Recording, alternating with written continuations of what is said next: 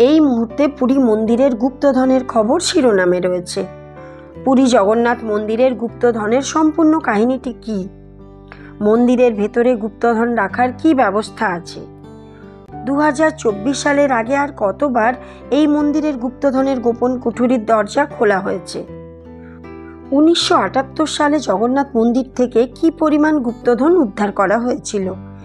এই মুহূর্তে মন্দিরের সম্পত্তির পরিমাণই বা কত? এর সাথেই আজকের পর্বে বিখ্যাত পুরী মন্দিরের ইতিহাস সম্পর্কেও একটু জানব। নমস্কার, সবাইকে স্বাগত জানিয়ে আড্ডা ব্লগারের নতুন একটা পর্ব শুরু করছি।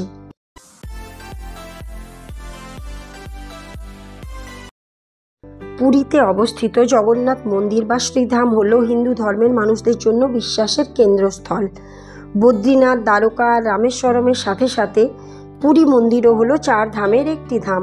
এখানে জগন্নাথ, তার বড় ভাই বলরাম আর বোন সুভদ্রার কাঠের মূর্তি আছে। আমরা জানি সাধারণত মন্দিরে কাঁসা, পেতল বা পাথরের মূর্তি স্থাপন করা হয়, কিন্তু পুরীর মন্দিরে কাঠের মূর্তি আছে। মন্দিরটির নির্মাণ কাজ 1100 শতাব্দীতে শুরু হয় এবং 1200 শতাব্দীতে শেষ হয়। ভারতবর্ষের বিত্তশালী মন্দিরগুলির মধ্যে একটি হলো পুরী মন্দির। এই মন্দিরের প্রতিষ্ঠাতা ছিলেন রাজা অনন্ত বর্মন চোরগঙ্গ দেব, যিনি গঙ্গা রাজবংশের একজন বিখ্যাত শাসক ছিলেন। তিনি মূলত 1078 থেকে 1147 খ্রিস্টাব্দ পর্যন্ত শাসন করেন। এরপর 1197 সালে ওড়িয়া শাসক অনন্ত ভীমদেব মন্দিরের বর্তমান রূপ দেন। বৈষ্ণব সম্প্রদায়ের জন্য এই মন্দিরটি বিশেষ গুরুত্বপূর্ণ। এই মন্দিরের গঠন শৈলী কলিঙ্গ স্থাপত্য শৈলীর একটি উজ্জ্বল উদাহরণ। এই মন্দিরের স্থাপত্য শৈলী ওড়িশার ঐতিহ্যবাহী কৌশলে নির্মিত, যা ধর্মীয় এবং স্থাপত্যের ক্ষেত্রে বিশেষভাবে গুরুত্বপূর্ণ। পুরীর নিজস্ব একটা ইতিহাসও আছে। হিন্দুদের প্রাচীন পবিত্র নগর হিসেবে পুরীর নাম নেওয়া হয়।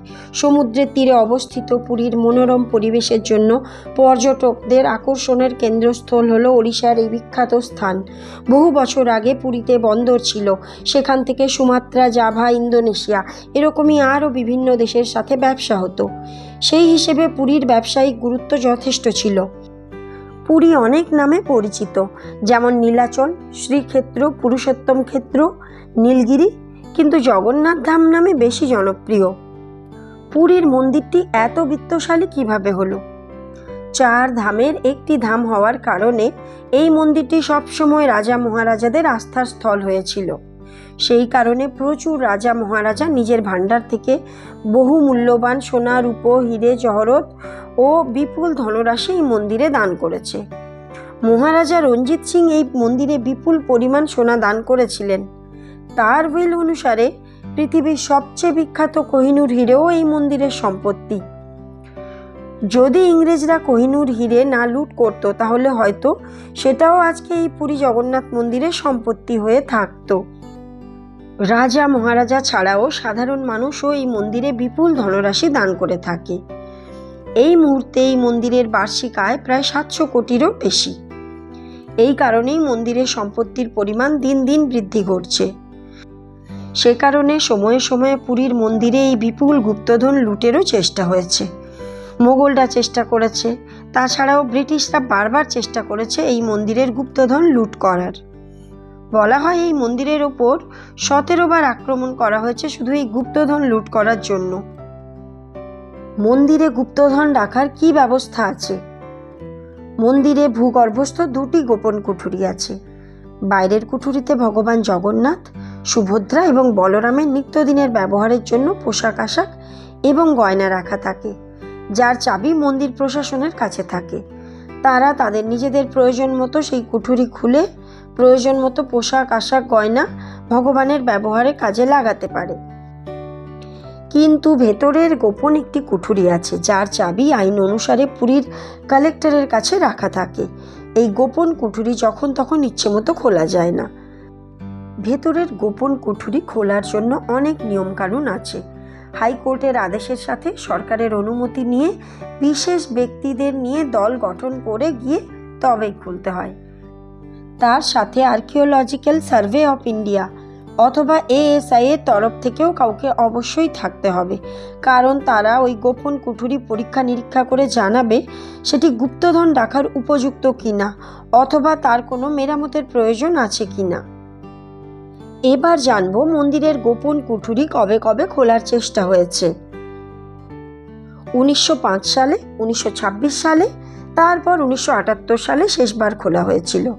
1978 সালে প্রায় 70 দিন ধরে হিসেব করে সমস্ত গুপ্তধনের তথ্য নথিভুক্ত করার চেষ্টা করা হয়, কিন্তু এত বেশি পরিমাণ ধনরত্ন উদ্ধার হয়েছিল যে সম্পূর্ণ পরিমাণ গুপ্তধনের হিসেব করা সম্ভব হয়ে ওঠেনি। 13ই মে 1978 সালে এই গুপ্তধনের তথ্য নথিভুক্ত করার কাজ শুরু হয়, আর এই কাজ চলে 23শে জুলাই 1978 সাল পর্যন্ত। সেই সময় এই ধনরত্ন হিসেব করার কাজে মুম্বাই আর গুজরাট থেকে জহুরিদের আনা হয়েছিল। তাছাড়াও তিরুবনন্তপুরমের পদ্মনাভ স্বামী মন্দিরের বিশেষজ্ঞদেরও আনা হয়েছিল। 1978 সালের অসম্পূর্ণ হিসেবের একটা তালিকা তৈরি করা হয়েছিল। 747 রকমের আলাদা আলাদা অদ্ভুত সুন্দর মূল্যবান ধাতু ও রত্নের খোঁজ পাওয়া যায়, যার সমস্তটা চিনেও উঠতে পারেননি জহুরিরা। সোনা, রূপো, হিরে আরও অনেক মূল্যবান ধাতু কি ছিল না সেই গুপ্তধনের ভাণ্ডারে। তারপর 2018 সালের এপ্রিল মাসের 4 তারিখে আবার সেই মন্দিরের গোপন কুঠুরি খোলার চেষ্টা করা হয়।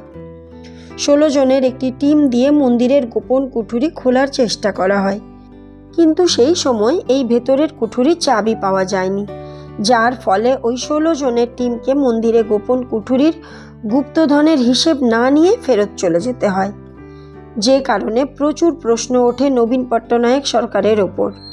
বলা হয় মন্দিরের গুপ্তধন অন্য কোথাও সরিয়ে ফেলা হচ্ছে। তারপরে নবীন পট্টনায়ক সরকার এই চাবি খোঁজার জন্য একটি তদন্ত কমিটি গঠন করে। সেই কমিটির রিপোর্ট অনুসারে একটা ডুপ্লিকেট চাবি পাওয়া গেছিল এবং সেটা ওড়িশা সরকারের কাছে জমাও দেওয়া হয়েছিল। পরে সরকারের বিরোধী পক্ষ এই ঘটনাকে ভোটের ইস্যু হিসেবে ব্যবহার করেছিল। তাছাড়া মন্দিরের ভেতরের কুঠুরি খোলার দাবি সময়ে সময়ে উঠতে থাকে। 2018 সালের পরে প্রায় 6 বছর কেটে যায়, মহানদী দিয়ে অনেক জল গড়িয়ে যায়। 2018 সাল থেকে 2024 সাল এসে যায়। 46 বছর পরে 18ই জুলাই মন্দিরের ভূগর্ভস্থ ভেতরের কুঠুরি খোলার জন্য 11 জনের একটা টিম পৌঁছয়। এই টিমে ওড়িশা হাইকোর্টের একজন রিটায়ার্ড জাজ জাস্টিস বিশ্বনাথের সাথে মন্দির প্রশাসনের লোকজন আর সরকারি অফিসাররাও ছিলেন। এই টিমের দায়িত্ব হলো 1978 সালে যে গুপ্তধন হিসেব করা হয়েছিল সেই হিসেবের সাথে এখনকার হিসেব মেলানো, গুপ্তধন রাখার জায়গার অবস্থা ঠিক আছে কিনা, নাকি সেই জায়গার কোনো মেরামতির প্রয়োজন আছে সেটাও দেখা। মন্দিরের ভেতরের কুঠুরি খোলার জন্য দুপুর 2:15 শুভ সময় ঠিক করা হয়। এদিন দুপুর 1টার কিছু পরে মন্দিরে ওই 11 জনের টিম পৌঁছয়, আর ঠিক 2:15 ভেতরের কুঠুরি 6 বছর আগে পাওয়া ডুপ্লিকেট চাবি দিয়ে খোলার কাজ শুরু হয়। কিন্তু 2018 সালের এপ্রিল মাসের 4 তারিখের ঘটনার আবার পুনরাবৃত্তি ঘটে। বিভিন্নভাবে অনেক চেষ্টা করেও কোনোভাবেই ভেতরের কুঠুরির দরজা খোলা সম্ভব হলো না। তাহলে কি এবারেও 11 জনের টিম গুপ্তধনের হিসেব না মিলিয়ে ফেরত যাবে? হাইকোর্টের রিটায়ার্ড জাজ জাস্টিস বিশ্বনাথ চাননি এবারেও টিম ফেরত যাক। সে কারণে ভেতরের কুঠুরির তালা ভেঙে ফেলার অনুমতি তিনি দিলেন। এই 11 জনের টিমের সাথে ভুবনেশ্বর থেকে নিয়ে আসা সর্প বিশেষজ্ঞরাও ছিল। আমাদের দেশের মন্দিরের গুপ্তধনের সাথে গুপ্তধন সাপের পাহারা দেওয়ার কাহিনীটাও ভীষণভাবে প্রচলিত। তাছাড়া পুরীর মন্দিরের বিষয়ে বলা হয় ওই গোপন কুঠুরি থেকে সাপের আওয়াজ শোনা যায়। সে কারণে এই 11 জনের টিম আর কোনো ঝুঁকি না নিয়ে সঙ্গে সর্প বিশেষজ্ঞও রেখেছিলেন। শেষমেশ তালা ভেঙে 11 জনের এই টিম মন্দিরের ভেতরে কুঠুরিতে ঢুকতে পারেন। এরপর সমস্ত গুপ্তধন হিসেব করে তালিকা তৈরি করে আবার ভেতরের কুঠুরিতে রাখা হবে।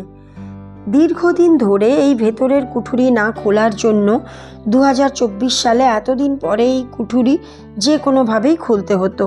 তাই হাইকোর্টে রিটায়ার্ড জাজ তালা ভেঙে ফেলার অনুমতি দেন। 1978 সালে গুপ্তধন গণনার জন্য 70 দিন সময় লেগেছিল। দেখা যাক এবার কত সময় লাগে। এবার তো গণনার সাথে সাথে ভিডিওগ্রাফিও করা হবে। 1960 সালে মন্দিরের ভেতরের এই গোপন কুঠুরি খোলার জন্য শ্রী মন্দির অ্যাক্ট নামে একটি আইন তৈরি হয়। এই আইনের হিসেবে প্রতি 3 বছর অন্তর এই ভেতরের কুঠুরি খোলা হবে, ভেতরের রত্নরাশির হিসেব মেলানো হবে।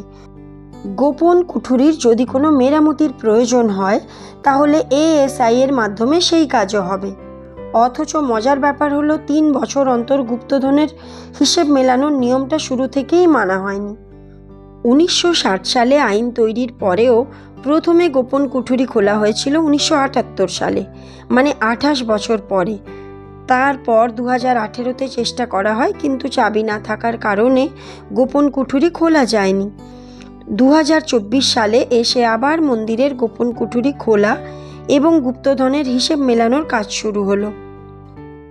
আইন থাকা সত্ত্বেও কেন প্রতি 3 বছর অন্তর এই গোপন কুঠুরি খুলে গুপ্তধনের হিসেব মেলানো হয় না? তার জন্য অদ্ভুত অদ্ভুত সব যুক্তি দেওয়া হয়। বলা হয় এই গোপন কুঠুরির মধ্যে ভগবানের সম্পত্তি রক্ষা করার জন্য প্রচুর বিষধর সাপ রয়েছে। গোপন কুঠুরি খুলতে গেলেই সেই বিষধর সাপেদের ছোবলের মুখে পড়তে হবে। সে কারণে এই বছর 18ই জুলাই গোপন কুঠুরি খোলার সময় 11 জনের টিমের সাথে সবচেয়ে আগে ভুবনেশ্বর থেকে আনা সর্প বিশেষজ্ঞরা ছিল। এছাড়া আর একটা বিশ্বাস আছে, যে রাজ্য সরকার এই গোপন কুঠুরি খোলার অনুমতি দেবে তার সরকার ওড়িশাতে থাকবে না, পড়ে যাবে। মন্দিরের ভেতরে গোপন কুঠুরি না খোলার সবচেয়ে বড় কারণ হলো এটাই। 1978 সালে যখন গোপন কুঠুরি খোলা হয়েছিল তখন ওড়িশাতে ক্ষমতায় ছিল জনতা দল। মন্দিরের গোপন কুঠুরি খোলার পরে জনতা দল ক্ষমতা থেকে চলে যায়। এই কারণে ক্ষমতায় থাকা সরকার মন্দিরের গোপন কুঠুরি খোলার অনুমতি সহজে দিতে চাইতো না। যেহেতু বিরোধী পক্ষ ভোটে এই বিষয়টাকে ইস্যু বানায়, সে কারণে বিজেপি সরকার এসেই প্রথম মন্দিরের গোপন কুঠুরি খোলার কাজ শুরু করে। এখন শুধুই অপেক্ষা। 1978 সালের হিসেবের সাথে যদি 2024 সালের হিসেব মিলে যায় তাহলে ঠিক আছে, আর হিসেব না মিললে এই ইস্যুটাকে নিয়ে যে কি হতে পারে সেটা সহজেই অনুমান করা যায়। পৃথিবীর অন্যতম বিত্তশালী মন্দিরগুলি আমাদের দেশে অর্থাৎ ভারতবর্ষে অবস্থিত, অথচ আমাদের দেশ দারিদ্র্যে ভরা, আর্থিক সমস্যায় জর্জরিত। মনে করা হয় এক একটা মন্দিরে যত গুপ্তধন আছে এবং মন্দিরের নামে যত প্রপার্টি আছে সেসব যদি বিলিয়ে দেওয়া যায় তাহলে শুধুমাত্র ভারতবর্ষের নয়, সারা পৃথিবীর অভাব দূর হতে পারে। অথচ মন্দিরের সম্পত্তি মন্দিরের নামেই থেকে যায়, দিনের পর দিন তা বাড়তে থাকে, উল্টে সেগুলোকে সংরক্ষণ করার জন্য খরচ করতে হয়। সাধারণ মানুষ ভগবানের কাছে যায় নিজের দুঃখ দুর্দশা মোচনের প্রার্থনা নিয়ে, তারপর যে যার ক্ষমতা মতো ভগবানকে দান করে দিয়ে আসে। তাতে মানুষের দুঃখ দুর্দশা ঘুচুক বা না ঘুচুক, ভগবানের সম্পত্তি দিন দিন বাড়ছে। এই যে ভগবানের নামে এত এত প্রপার্টি, এগুলো কি কোনোদিনও মানুষের কাজে লাগবে? কমেন্টে জানিও। আর ভিডিওটা কেমন লাগলো সেটাও জানিও। ভালো লাগলে অবশ্যই একটা লাইক করো, শেয়ার করে অন্য কেউ দেখার সুযোগ করে দিও। দেখা হবে আড্ডা ব্লগারের নতুন একটা পর্বে।